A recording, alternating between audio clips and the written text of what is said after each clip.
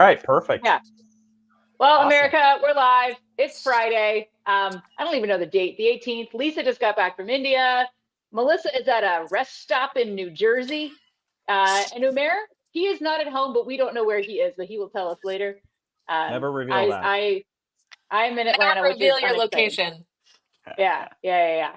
So we're gonna do a little news show. We're gonna send Umair backstage so we don't get him fired from whoever he's consulting with or Currently He's whatever he's employed doing. consulting with. right now. Yeah, Witness protection and program. yeah, Oh, who's yeah, that? Whatever yeah. that So sound that's is bad. Yeah, Whatever's happening is bad. Where's oh, that? Send it's someone away. Umair. Send them all away. It's Umair. No, it's not. we'll I send him lied. over. It's not. Is it Send them me? all away. Cat, get rid Bye. of them. Ah, okay. Goodbye.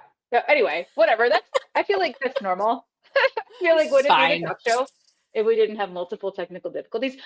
That's Sorry, correct. America, that we disconnected our YouTube last week. We don't know how we did that, but it's fixed now. We think we're not totally sure. We're not So really sure. yeah, Listen, when we made a decision to make this a live show, we accepted that it was going to be incredibly difficult and they were going to have all kinds of technical problems. And that has been true. And there you go. yeah. We accepted it that it would be very difficult because we were not going to invest in that part. We're doing the least here. We're doing the Yeah. absolute least. But I feel like our content is like the best. So, Yeah, um, totally. Absolutely. yeah. So Lisa just went to India. She got all of her bad travel karma out at once, and now she's back. How was it? What did you learn? It was great. I mean, it was great. First of all, traveling in business class, no one should ever complain. It's not that bad. Your life is great. You're incredibly privileged. And I got to lie down and sleep for most of the time thanks to my plus points upgrades from United 1K. Yeah. So love it. It's really not that bad. It just takes a long time. I did have some real bad problems leaving the US, as you know, getting caught in multiple of the horrible like thunderstorm situations on the East Coast and the Midwest. I would just say no one should ever travel in the summer out of Newark Airport, which I realize is like an understood thing. I'm not the first, it's not like a groundbreaking thing to say that, but like, wow. Wow. I was Yeah. like, it's going to be bad. I didn't know how bad it could be. That's the Yeah. reality.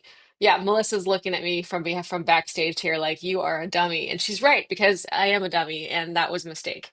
So I just just want to reiterate that Newark Airport is the seventh circle of hell, especially during summer thunderstorm season. Thank you. Yeah. And you even chose to fly out of Dulles on your way to Atlanta, which sadly for Oh you ended man. up being the wrong choice. I did The also wrong spend, so I choice. spent 15 hours in Dulles Airport for no good reason one day, and then another day I ended up in like a Newark disaster. So I really just did a tour of amazing United hubs on the East Coast. Yikes. Well, I just want to tell everybody down here in the Great Free South, in the headquarters of Delta Airlines, all of my flights have been on time. I don't know. I don't know. I don't know. I don't know. Yeah, yeah, yeah, yeah. Um, but But after that, the anyway, trip was great, and India was fascinating. It is not a vacation, it was a business trip, and got to meet some great people who I work with now and eat some incredible food, and it was a good time. So that's my yeah. summary. What I love about India, I mean, Indians love working. That's Like, that's really aligned with you. That's very like cat core. yeah, I'm like Loves to into it. work. Yeah, and like the night shift thing that they're like, you know what? Like the U.S. is working now, so we're just gonna work too, and it's like the nighttime. Yeah, Yeah, yeah. I'm Well, into it. just like here in the Bay Area, a lot of my colleagues there who work night shift were like, Uh, have you seen the traffic? It's way better to drive at night. Like, it's much better to not have to commute during the day. I was like, fair point, fair point. There you go. You gotta do what you gotta do. I don't know what to tell That's you. right. Anyway, so here we are. I think playing pickleball. It's unclear to me, but I And feel like we clear. look great. I feel like Yeah, we look great. But yeah, what absolutely. happened this week? Let's see what I put in here earlier today. The feds that were laid off are officially laid off this week. This is true. I have a lot of colleagues who've been living in like weird states of uncertainty, where they were like on paid administrative leave for a number of months. It sounds great, But if you don't know what's going to happen, if you're going to get any kind of like severance pay or whatever else is happening next, it's a bit confusing. And now I guess they know that they've been laid off, but it's rough because there's a bunch of people who are going to suddenly be joining the unemployment rolls across the country, which is going to kick that unemployment rate right up there. So, Yeah. we'll see how this goes. Yeah, this did seem awful. Like getting uninvited to your job for, in many cases, like not really great reasons. And No good then reason. just like Yeah. some of you got called back and no one really Yep. knows what's going on and all these Yep. court cases. That just like sucks. So Yep. at least if nothing else, there's some closure here. And yeah, help a Fed out if you can help these people get some jobs because it sucks not having a job. Yeah, It not great. does. Yeah. Lisa, you got some while you were in India, you got some new rules that came out. Some Oh proposed rules. man. Man, so gosh, so much happened, right? You have the physician fee schedule, you have the outpatient payment system and the ambulatory surgery center payment system rules. Like it's proposed rule season from CMS. And like they did a bunch of stuff, or they're proposing to do a bunch of stuff. First of all, I would say like I would not want to be a hospital in America right now. Yikes. Like you from the outpatient side, not this rule, but the other one that just came out. Um, like a whole variety of things. 340B reform, site neutrality, which you and I agree is a good policy, but like doing it all at once Mm, is like a big old hit to hospital finance. There's just a bunch of stuff in there that's really, really rough. On the Medicare physician payment fee schedule, there's a bunch of stuff that like kind of the like as far as I can tell, the outcome is like they are proposing to pay primary care physicians more, which is good. Like I like that a right. lot. I But feel then it's like you should also take credit for that. targeting. Well, I think it's great. They are then, of course, also, the alternate side is they're targeting specialty care generally, which, might be good, but this is a lot of stuff all at once, like a lot of stuff all at once. They have a new Yeah. mandatory CMMI model around ambulatory, or around specialty care. Um, and that's interesting. So there's a bunch of stuff. It's a lot. And I appreciate it, right? Like I understand like the folks at CMS now are like, we have very little time to get stuff done. And they're like, throw it in there, get it in the proposed rule. There's a lot of change. It's a lot of change. Interesting. Yeah, Interesting. yeah, we're going to talk in a minute about the some of the not attacks because it sounds like overall it's good, like addressing the skin substitute issues and what looks like a little Yeah. bit of fraud with that. But then like a lot of there have been a bunch of articles this week about hospitals saying like, Jesus Christ, please do not kill Like us. Like, we can't do everything at once.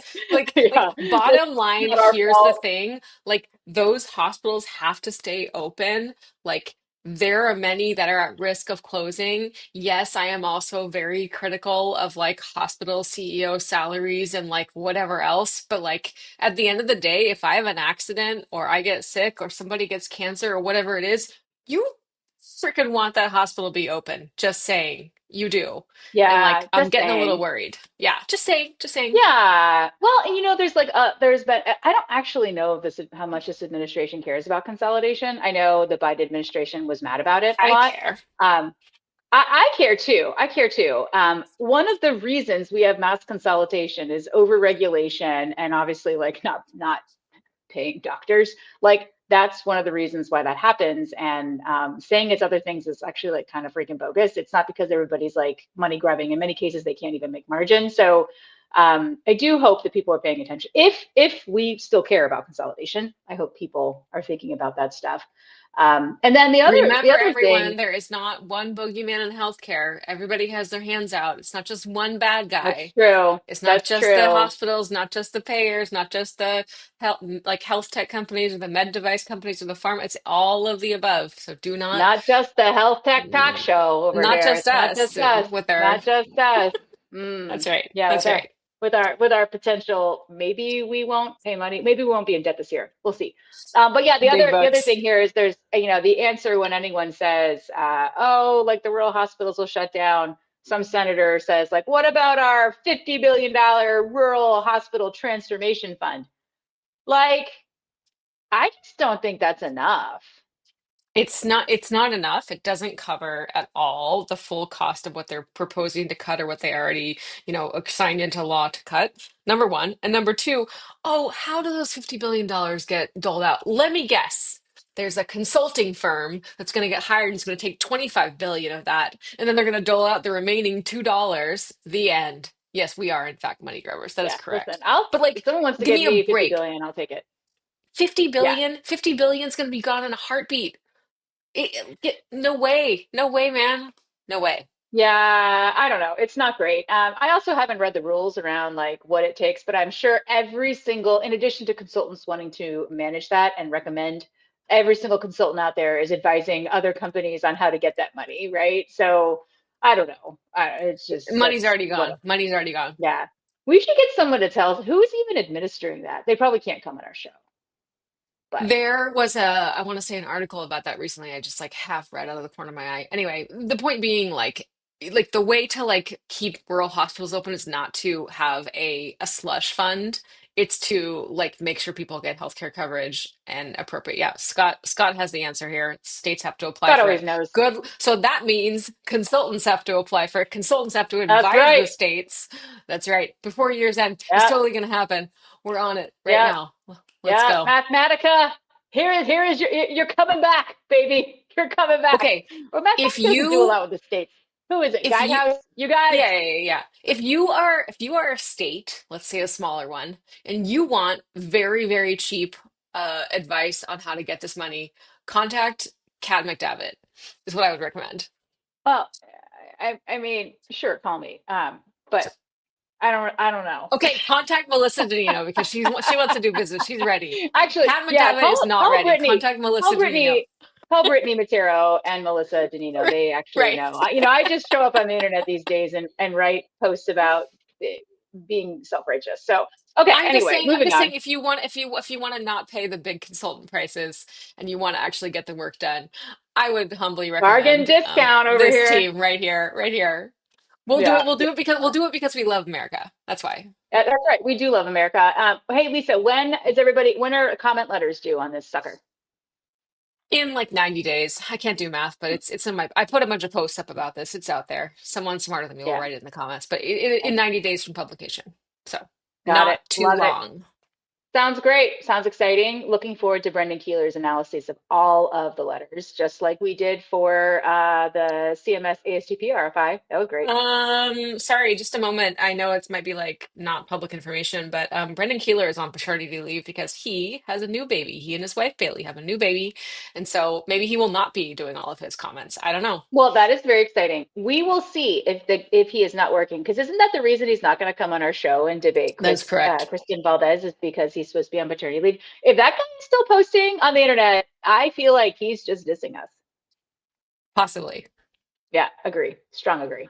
Anyway, yeah, that's right, Michael. We still believe. We believe it's coming back. Okay. Hey, you guys. So Lisa sent me this from our friends at ASTP/ONC, whatever it's being called.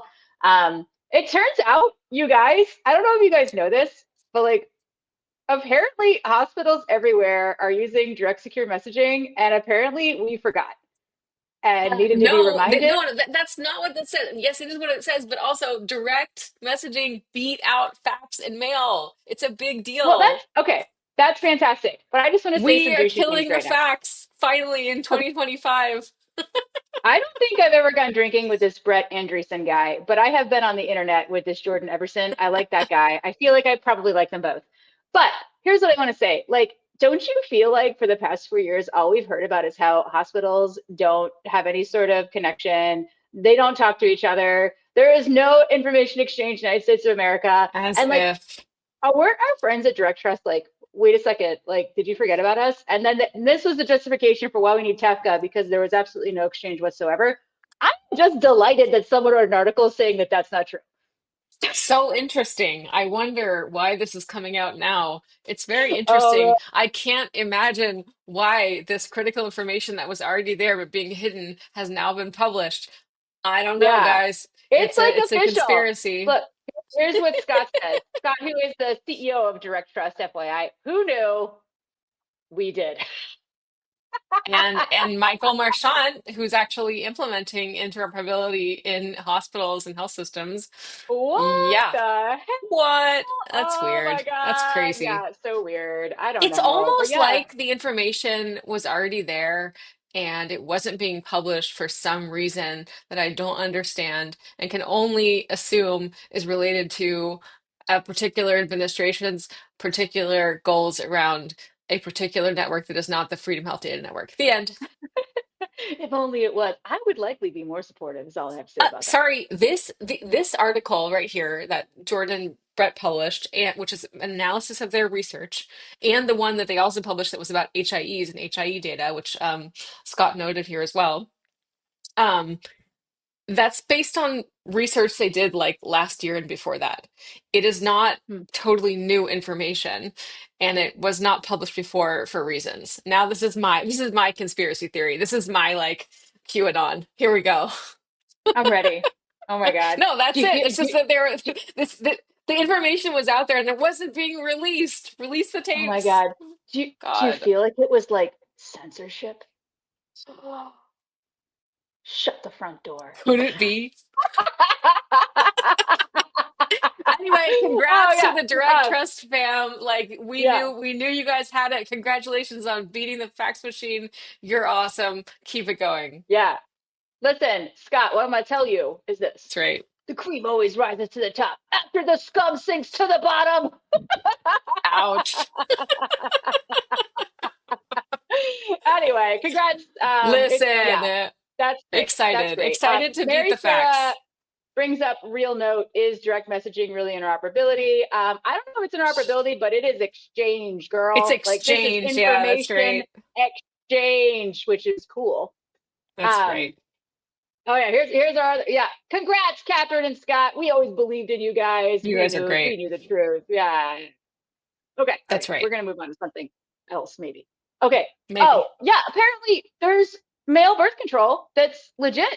So that's great. We encourage all of our male friends to get this. It would be great. This is just a personal interest. This is not related. It's more like pharma, but it's personal interest. Male birth control. I would back that. Great job, Plan A. Love your name too. Yeah.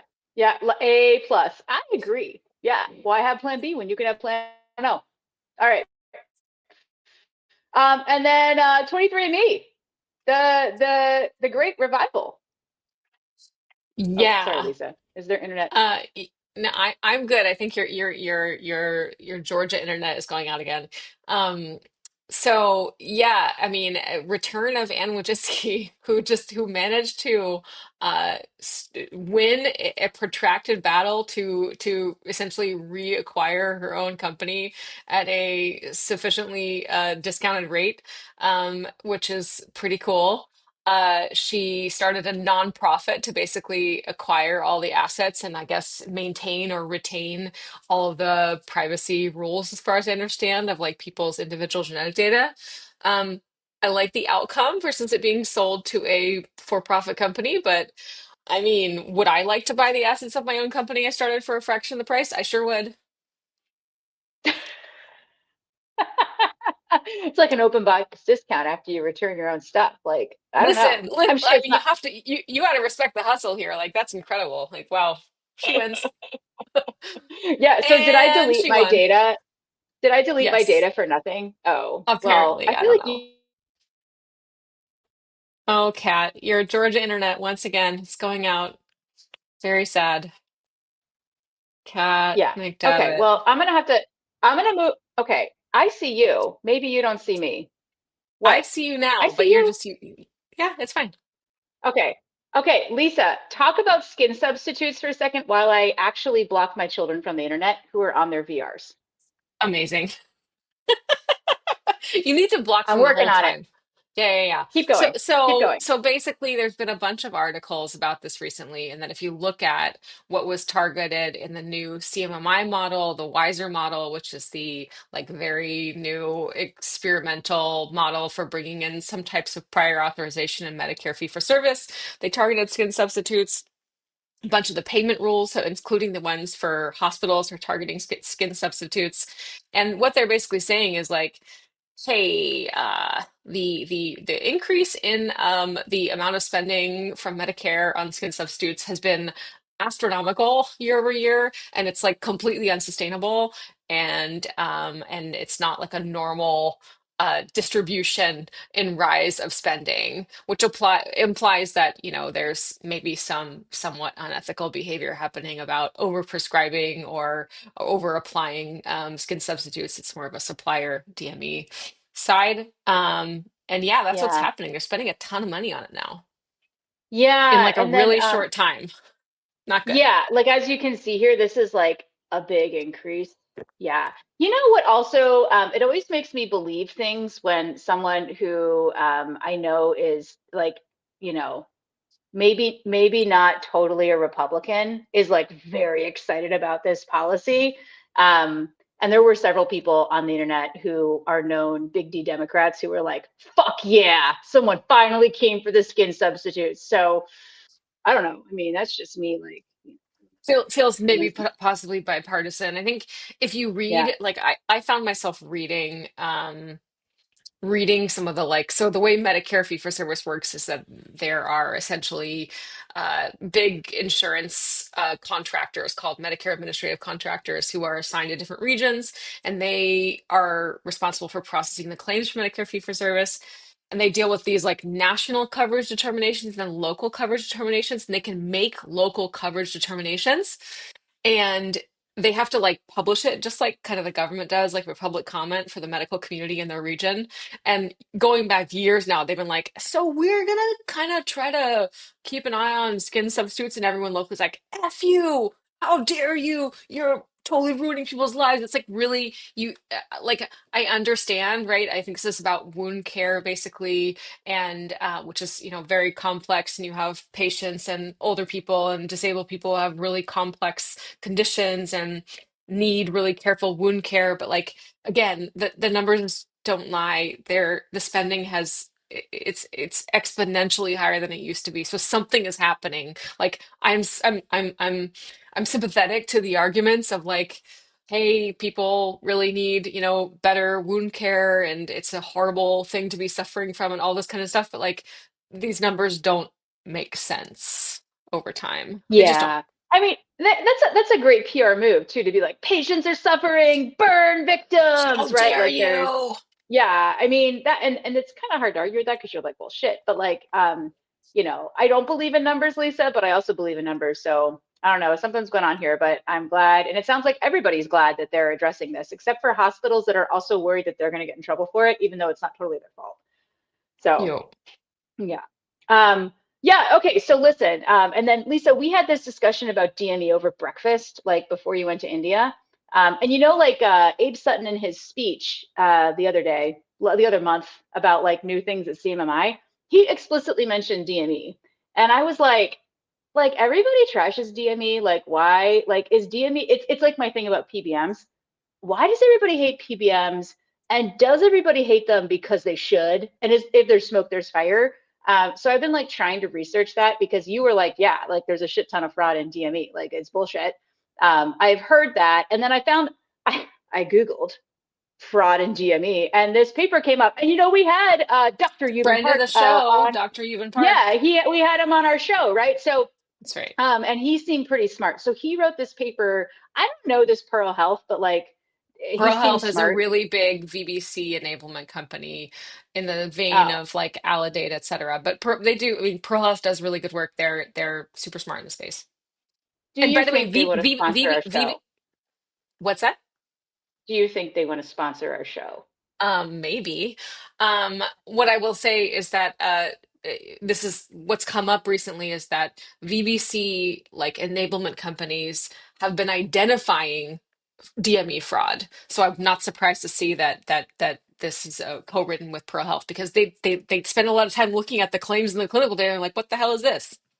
Yeah, yeah, yeah. Well, and I know the CMMI model that Abe Sutton was talking about was related to ACOs, value-based entities, doing a better job with DME because probably they do care more, right? Because it's Yeah, they're total noticing cost of care. that Not great, things right? cost money. Yeah. Anyway, so I believe this paper only because Ewan was on our show and like he seems super smart. So Yes. anyway, I was reading about this is specifically related to Urinary external urinary catheters. catheters. Yeah, so Nice. look at the spend here. So this is even more wild than the skin thing. 100 million prior to 2023 to over 800 million in quarter four Nice. 23, right? Like, Nice. y'all, I don't know. That seems It's like, not that the need for urinary catheters grew that much in the space of 3 quarters. It's something else entirely. yeah. So, yeah, so it says here, if you can read these words, largely questionable billing practices by a small group of suppliers.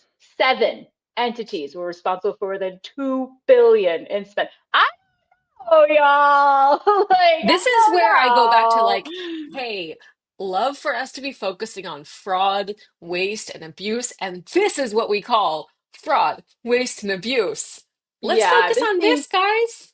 this seems un-American. Yeah, But yeah. yeah, so I've also heard that like about a bunch of these DME suppliers, they've been like lobbying to tell Congress like Mm, it's not us, it's not our fault. Like patients need more DME. Like, everybody wants urinary catheters. That's right. listen, They do. if I was advising the DME industry, which I am not, but call me, I do take money. I would tell Totally. you to just like instead of saying it's not our fault, it's not us, or your numbers are wrong, I would be like, hey, Dr. Oz, like you're right. You know what? And we are going to self-police to fix this. I would do what the health plans did with prior auth. I'd be like, don't, we got this. We don't need a rule. We don't need any regulations. Like we Listen, will if you are self-police. representing DME companies and you want some not free Call me, advice, contact Kat because call me. yeah, yikes, man. Yeah. Not great. I Not think great. I think I think y'all are doing it wrong. It's just what I'm saying. So anyway, that's cool. Here's another chart Correct. showing how like there's like, this is Euban's thing. He's good at numbers as far as I can He is tell. good at So numbers.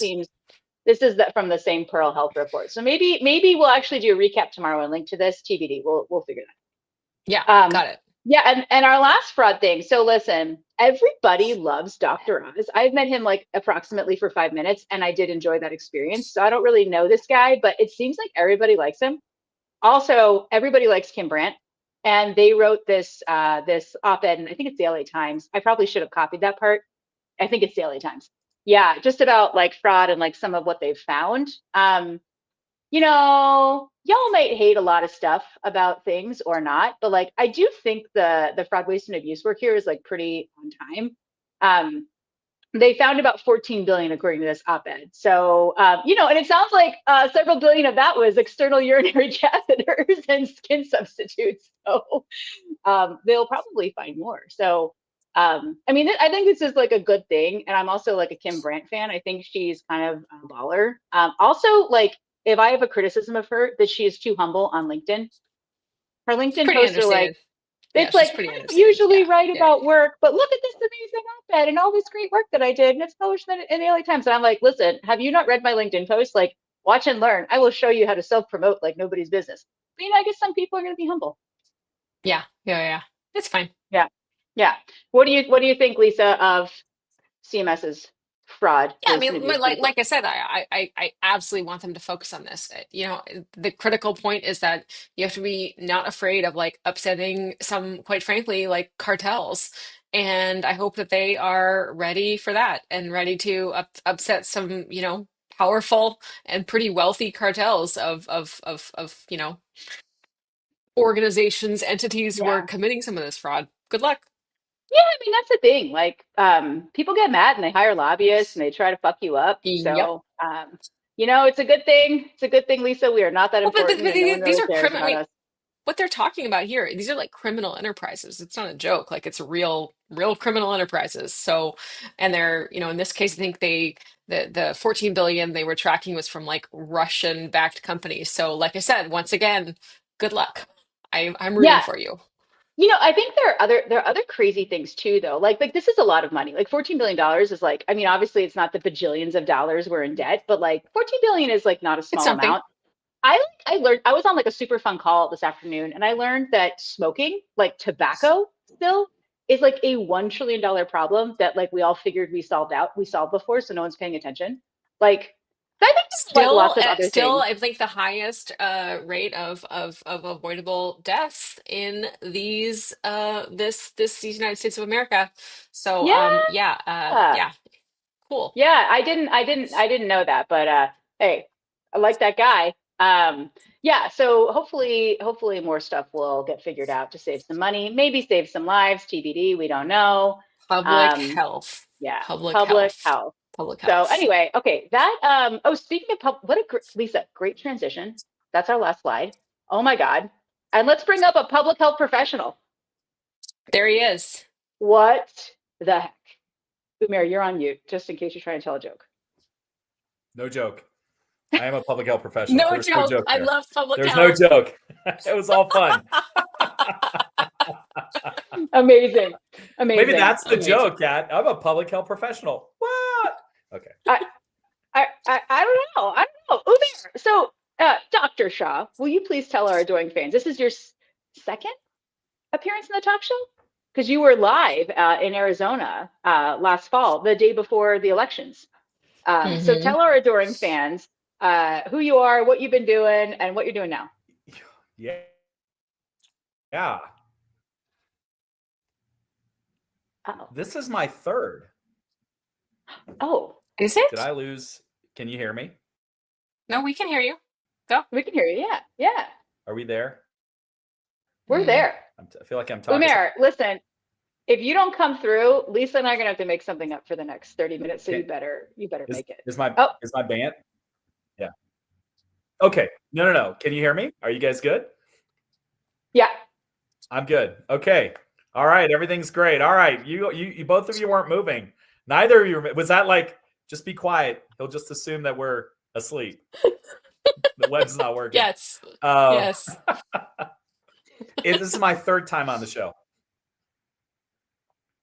That's amazing. And Once you, was Arizona, I believe, and then prior was Kat. I can't remember where we were, but you pulled me into some like sofa with like We 7,000 were people around. drinking. Yeah, we were drinking at HIMSS 2024. There it is. Yeah, There it is. and then I was Yeah. like, you should come to the talk show. And then Melissa was like, Kat, stop inviting people to the talk show. We don't have any room. We made room. That's right. But for the record, I was drinking water just to make sure everybody knows what I was drinking. I don't know what Kat was drinking, amazing. Okay. but it Amazing. is I'm what drinking it grape is. juice. Yeah. Yeah, but great to be on. Great to see both of you. Yeah. So what are you doing? Tell everyone what's going on. Because I don't know if you know this, but we have gotten so many more fans since your last appearance that we need to reintroduce you. Wow, how many more fans have you gotten? I'm just curious. Like at least like 1 million. Yeah. Wow. Okay, that's great. You I laugh, am sir. doing. You laugh. I'm not laughing. I am completely with you, and I'm all about this. No, I'm doing great. I stepped down from my government position in January, and a few things happened. We may not have time to go into it, but I had an epiphany on what I was going to do next. I thought I was going to go look for my next gig or do my next gig, whatever that next gig was. And then I felt like the universe was talking to me and said, wait a minute, just stop. You've always wanted to do something on your own. Why don't you take some time to do that? And so I launched in March Rickshaw Enterprises. And I don't know, can you see it? Did it come up on the screen? There. Oh, look at that! Woo! I added it for you. I added it for you. Thank you. Love I it. know how to add it. Yeah. And this actually, by the way, my wife made this logo, so I have to give her an incredible amount of credit. And it's really, yeah, woo, power of the rickshaw. And I have always been a fan of rickshaws my entire life. Spent some time in not just in Karachi and other parts of Asia, but really some time even in Latin America or New York City, right? I mean, you go wherever, there's a rickshaw. And as you can see, they sort of always find a way through these crazy traffic patterns and crowded streets and people you're about to, maybe run into. And somehow the rickshaw gets you to the other side safely. And so I thought, what a great metaphor for health. Healthcare is constantly changing, constantly evolving, and you need somebody to help you get to the other side. And so that's where I launched in March, Rickshaw Enterprises. And I've got one more. Hold on. Let me see if I can find it. Might have to help me bring this up. Let's see. Here we go. There it is. So there's me. I'm in this white. That's me actually. I was driving the rickshaw. This is in Karachi way back in the 90s. So this is a long time ago. And then I got on ChatGPT and I said, look, make me a modern rickshaw. And so here you go in the bottom. And then I just, completely decked it out on the top left. And there you go. It's on my Rickshaw Health website. And that's what I've been up to the last several months. Love it. Love it. Very cool. Amazing. Well, I feel like we need to change our background to get more flames in here. So tell our loyal fans what you were doing stuff in Dallas County, right? Or I forget, Harris. Something like that. Like just Harris, Houston. Okay. Yeah. Okay. Yeah. Okay. So cool. I was ER doc for 20 years at Texas Medical Center at the VA hospital. Was doing a lot around emergency care for individuals. Got involved in large-scale emergencies for community like hurricanes, infectious disease outbreaks, chemical spills, et cetera. And then even deployed for earthquakes globally, Kashmir, Haiti, for example. And I became the health commissioner, in essence, for Harris County, which is the third largest county in the U.S., which oversees the Houston Metroplex. And I did that for many, many years. And I was minding my own business on the front lines of the COVID response that first year in Texas when Governor Inslee asked me to join his cabinet in the state of Washington. And I became the Secretary of Health back in December of 2020. And I rode that rickshaw. I did that for 4+ years. And then I stepped down January of this year. Whew. So, okay. Like, I want you to be able to talk about whatever you want, but what do you think about like overall the state of public health in America? It's a problem. So look, this is an equal opportunity issue on both sides of the aisle. It is not like one side was saying, oh, let's run over and go support public health. We've had from the left, we've had from the right, a misunderstanding, a mischaracterization, a alignment, and an underinvestment in public health for decades. And we get these things, these spurts, 9/11, a spurt of dollars comes into public health, and we think like we filled a hole. Oh, you're whole now. You can do everything. COVID. Oh, wow, you can do everything. But in between like large swaths of years, of like decade or 15 years or 20 years, we starve public health. It doesn't get the dollars. And then all of a sudden an emergency happens and we say, wait a minute, well, let's give you some money and let's go fill the hole. And that's what happened with COVID, is that a lot of people misunderstood that, oh, now all of a sudden we solved the public health problem. And we didn't.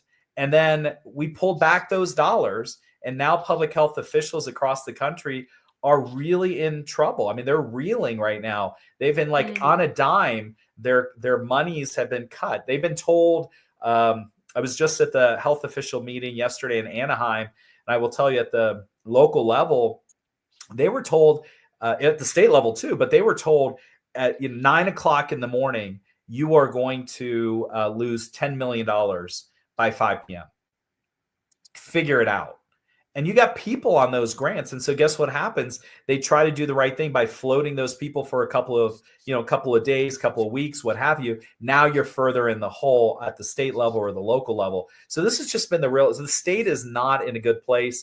That's one, the underinvestment. The second is that leads then to a lot of disillusionment.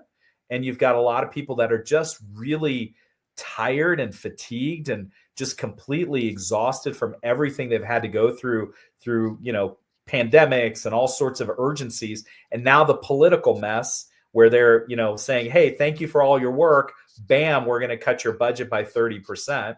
So you got that, number two. And number three is they're struggling with trying to figure out how to make the case for investments and things that we need. Data, labs, infectious diseases, AI, technology, all the stuff that we know you want a state-of-the-art department to be able to do, and they just don't have the cash. Yeah, I mean, all of that for sure. I would just say, people who haven't worked in the public sector, haven't worked in public health departments or whatever else it is, don't understand the level of technical like ability, like lack of investment ever, foundational investment, right? You can't just LOL adopt AI in public health. Like you don't have the foundational data systems that are required, data processes or techniques or analytics or AI. Like you have to start from there. And that is a huge investment that we haven't really made. Like, yes, there's been like bits and pieces of data modernization funding, but just like that $50 billion hospital fund, that's like a laughable investment based like compared to what needs to be there. I mean, tell us as much as you can from your own experience. What were you dealing with when you walked in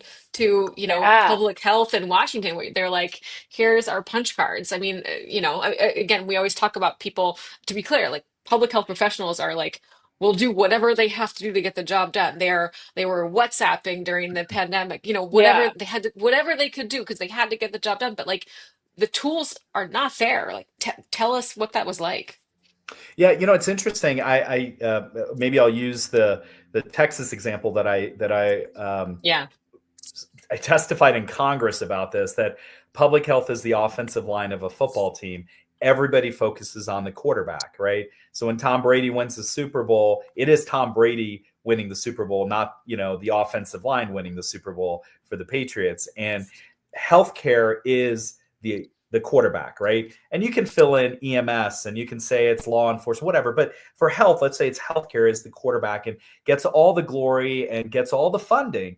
But what happens is the offensive line is out there sweating and blocking and doing all the things to make sure the quarterback is successful. But in football, when the quarterback is successful, we don't say, hey, we're going to go ahead and just stop investing in the quarterback or the offensive line. We do both, right? We invest in both. We say, you had a great season. You were able to stay upright. You were able to throw the touchdown pass that won the Super Bowl. We're going to keep investing in your offensive line.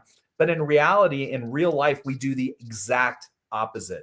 Tuberculosis rates go down. Hey, we don't need TB programs anymore. Hey, COVID is no longer an issue. We don't need to do anything about data and lab and wastewater surveillance and all those other things. So what really irks me is that the offensive line is largely invisible. When I ask you on the Patriots, I'm a big Bengals fan. I need to shout out to Joe Burrow. I know he's watching, Kat. I know he's like one of your fans. 100%. Yeah, absolutely. Yeah. Quarterback for the Cincinnati Bengals. I know he's watching. I love the Bengals, but who's number 75 on the Cincinnati Bengals? I have no idea.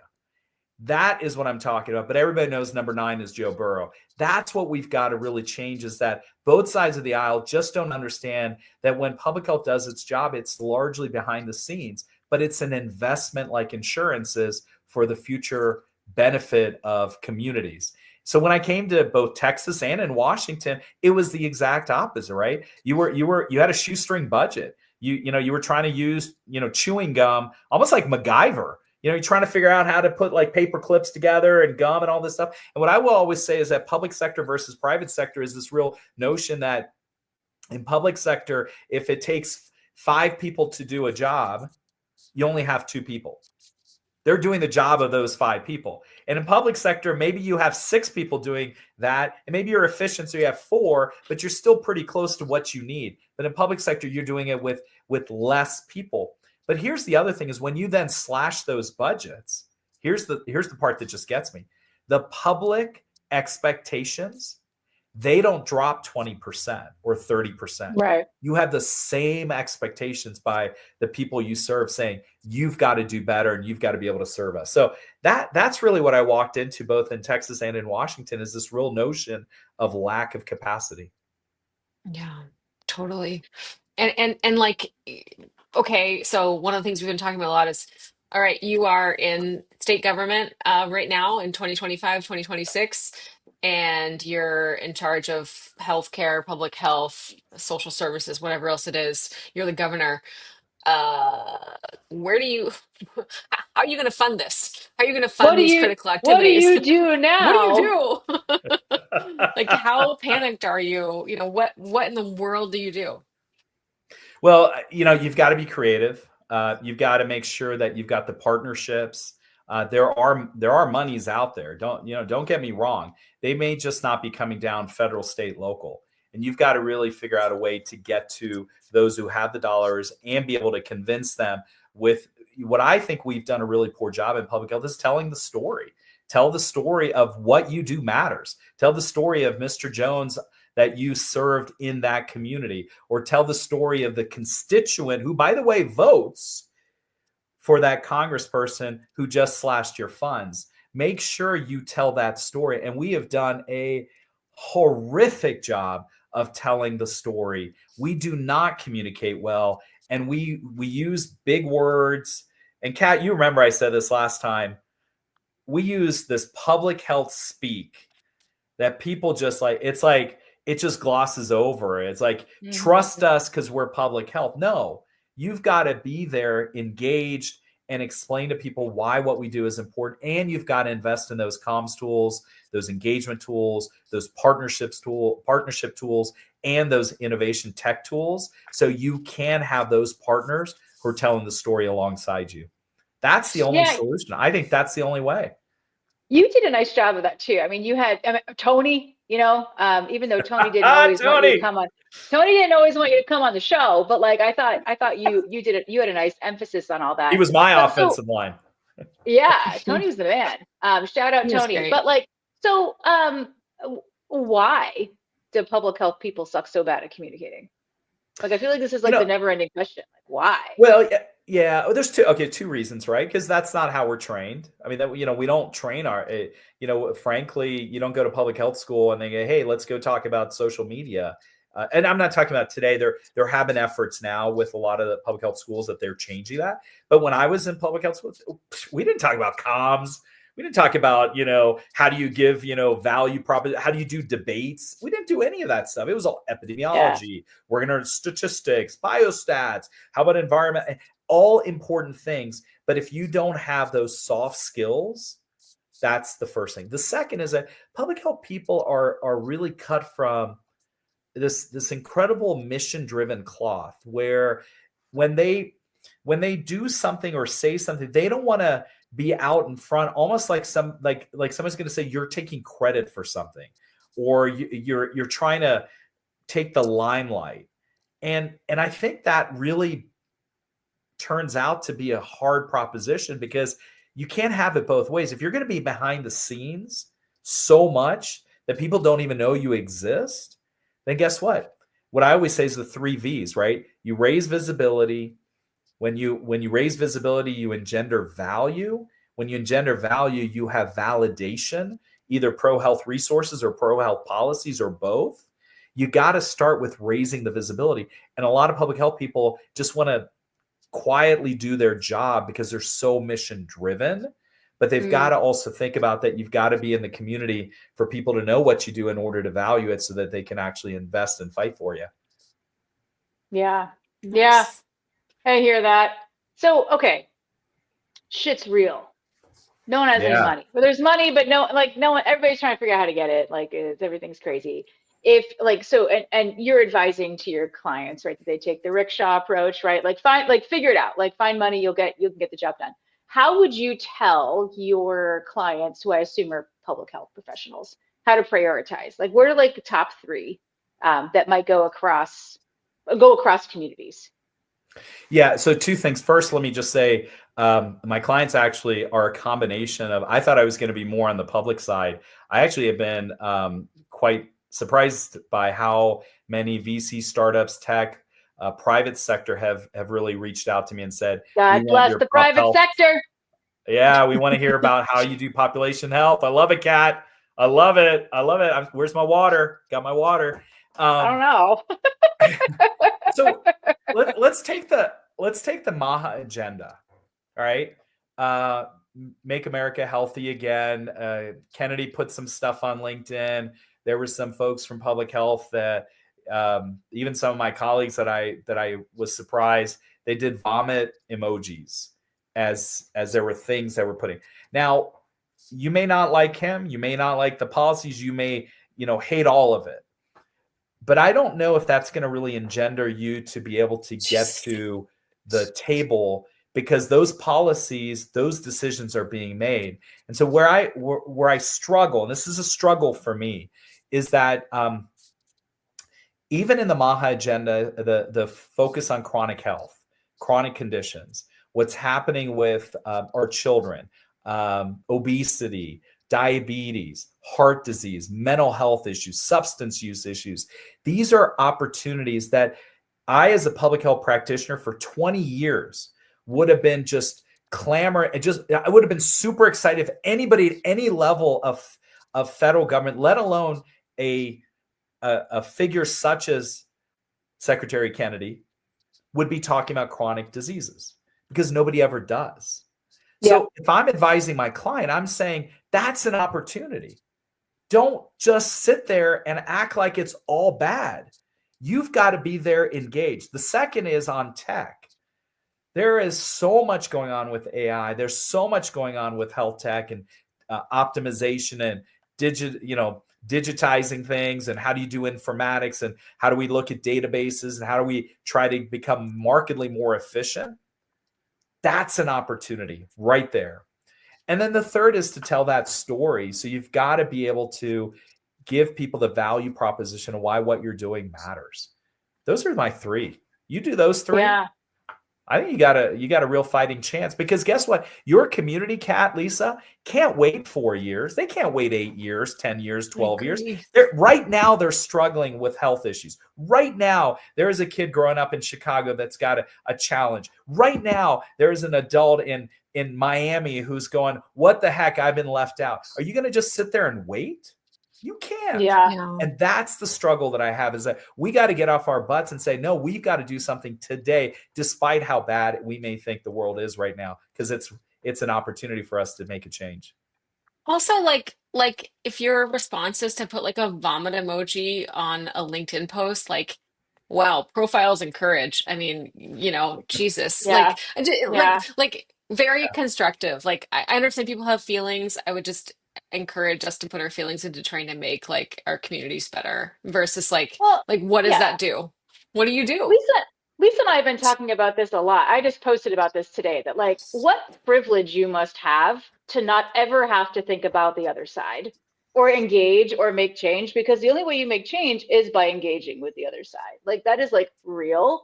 And it's super frustrating that people are still like, again, if you're in charge of a public health department and you have just chosen to do a vomit emoji and cut off your access and your community's access to the person in power, That's it. congratulations. That I that hope you that felt that good. that is the pathway, and we can definitely not agree with things that we feel are like anti-science or whatever, but like a vomit emoji isn't like a substantive response. And it just bugs me a lot. Like one of the examples that you included in your post, Kat, was this interview that I recommended with Congresswoman Sarah Yeah. McBride on the Ezra Klein show. Obviously very left-leaning, all good stuff, but like she's saying, I don't have like, I'm here to serve the people of Delaware across many things that are not related to my personal identity. And the people I'm working with, in Congress, like hate me, won't talk to me, pass laws to say I can't use the right bathroom for me. But like, I have to work with them. I have to talk to them. Sarah McBride is a trans woman, and she doesn't have a choice. She's like, I was elected to like represent the people of Delaware. We have really serious things happening, and I need to like be in continuous dialogue and like be part of these conversations and work across the aisle no matter what. no matter what they say, no matter what happens. And like, I would just, submit to the record here that like she's a lot more personally at risk than like someone who's just putting a vomit emoji on a LinkedIn post, and yet she's still like, I gotta do this. Like, I'm a member of Congress. I have to do Yeah. stuff for Yeah. the people of Delaware. And right. And so I mean, couldn't Yeah, agree more. We have to do yeah, this. right. The other thing that I found is that when I was in Texas, I realized that I was bluer than maybe my environment. Right. Then I got to Washington. I realized that I'm redder than my environment. Right. Right, right. And I had a problem with that for a second. I was like, well, there's something wrong with me. And then I realized that the vast majority of Americans are just that. They're worried about their kids. They're worried about where the food's going to, how they're going to put food on the table, their jobs. They're worried about families, their communities. That's the vast majority of Americans. It's our opportunity, our job to be able to figure out how to reach them. Yeah. Yeah. Totally. That's what I've been doing on these little tours, talking to public health people, researchers, just about like, hey, one of the big things you have to remember when you're communicating, it's like I tell people how to communicate, how to like persuade and all that. One of the things I say is like you can't come in and assume your audience is stupid, because your audience is not worried about the most recent research you put out. They're worried about food, shelter, water. Like, is your kid sick? Do you need to get a babysitter? Is your mom dying from cancer? Jesus Christ. Like, mortgage rates are out crazy. Like, that's what they're worried about. And, if you don't realize that, like, you might be the stupid one. I don't know. Well, and when I came to Washington, I was really surprised by, when you look at a map, it looks blue.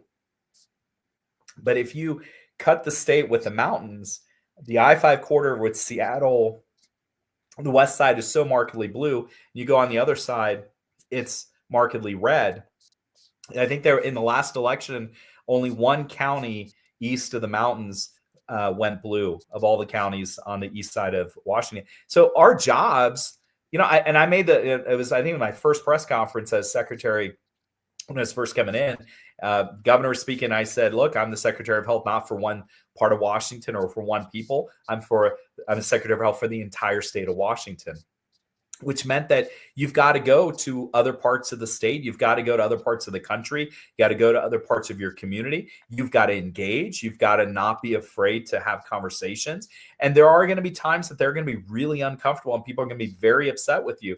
But I will tell you, frankly, there was a small town that I had gone to, and it was really contentious. I remember here in Washington, I showed up, and one of the elected officials was there. It wasn't even supposed to be there. It was supposed to be health people talking. Shows up, and he's really, he was like pretty peeved off because of all the things that were happening with COVID. But I was wearing boots because I was from Texas. I had to put some boots on, right? He said, anyone that wears boots, I'm good with them. And so my point is, you find ways to engage people. And, I was for 20 years taking care of veterans. So when you're talking to people in communities, you talk about military families and what's happening with our veterans, or what's happening with homelessness that's impacting people that you've taken care of. There's a respect that you can connect with people. So I feel like maybe the last thing I would say about this is that we've got to do a markedly better job of making sure that we're seeing the entirety of our community, and then spend the energy to make sure our teams are also reaching out and serving those communities. For sure. Yeah. Agreed. Love it. You're here. Yeah. Yeah. I mean, so that's it. Rich does and all the different things. I'm trying to figure out if I can make it aerodynamic. I mean, get an air, space or something. But right now it's still on the ground. All those things. But yeah, it's exciting. I don't know. It sounds like people are into the rickshaw from what you're saying here. Yeah. That's cool. Well, yeah. Well, Kat, you were talking about Lisa being in India. It's interesting. I have some big ideas about this because I very purposefully picked a name that I've got some opportunities down the road that I'm going to really capitalize on. So I will come back to the show. Ooh. And I've got something to share, and I'm not going to share it today because otherwise you won't invite me back. I know that. I know how this works. There's got to be some teaser somewhere. But There it Yeah, is. there's got to be something. There's got to be something.